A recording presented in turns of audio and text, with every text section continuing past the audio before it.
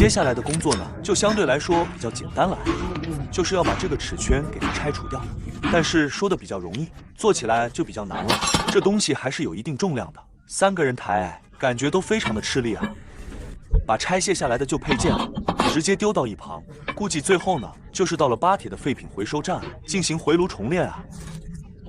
做成什么东西咱们就不知道了。开个玩笑，那这个旧的肯定没什么用，直接更换新的。但是在这之前，这东西还是比较重的，如果砸到脚上，感觉都有吃席的风险啊。在更换之前呢，还要对挖掘机中间连接的这个部分里边残存的这些润滑脂，但是已经污染的不成样子了。大家相信应该也看到了，这个已经不能叫做润滑脂了，感觉是灰尘、水还有泥土混合起来的这个物质了啊。非常的粘稠，这也就是为什么这个东西会发生损坏的一个根本原因啊。这个润滑脂呢，起不到润滑的作用，而且还会造成一些异常的磨损，所以说这个齿圈估计就磨损掉了，产生间隙了。没准在这台挖掘机左右转动的时候呢，就会咣啷咣啷的响，或者是发生一些间隙，有一些操控起来比较难受。所以说就选择了维修，但是之前的确没有修过挖掘机，这是真的。对于这个东西，具体如果这个东西损坏了之后会有什么样的现象，不是特别的清楚，但是猜测应该也猜得8、9不离10。如果在粉丝朋友们当中和各位看官老爷们当中有谁驾驶过挖掘机而且恰巧碰到这个连接部分损坏了，可以说一下这个故障的情况是什么样的，让大家也知道一下哈。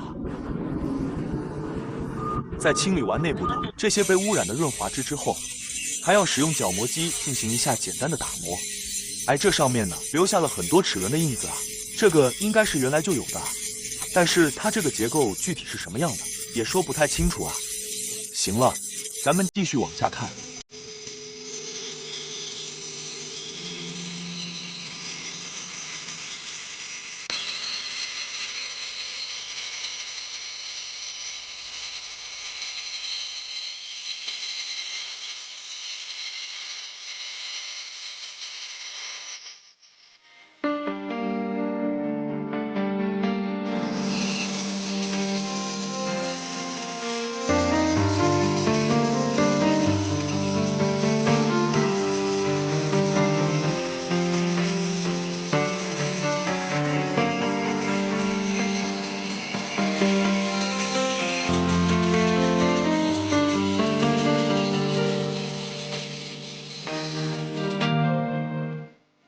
好了，打磨的工作呢，到现在就已经完成了。接下来就要把新的配件给它安装上去了。大家可以注意一下这个细节其实打磨的还是比较粗糙的，随便磨一下就完事了。不过这么大的家伙，应该也用不着什么精细的研磨。好了，接下来就是要把这个配件给它安装回去。不过从这个配件的成色来看呢，感觉这也不是一个新的齿圈感觉也应该是一个拆车件哦。这重量大家可以看到。刚才说这个如果砸到脚，都有可能吃席的风险一点也不危言耸听。看看4位巴铁兄弟扶着这样一个齿圈往上推都推不动没有办法随后呢，找来了一根3角带，准备把这个东西抬上去。当然一个人是不可能完成的还需要2个人，这个要注意安全。不过在巴铁兄弟这个维修的视频、制造的视频当中他们一贯穿拖鞋的这个作风依然是一点都没有改变。这个也为他们捏了一把汗这个别说砸一下了，不小心刮一下这都受不了。为什么就不能穿一个劳保鞋呢？这有一点想不通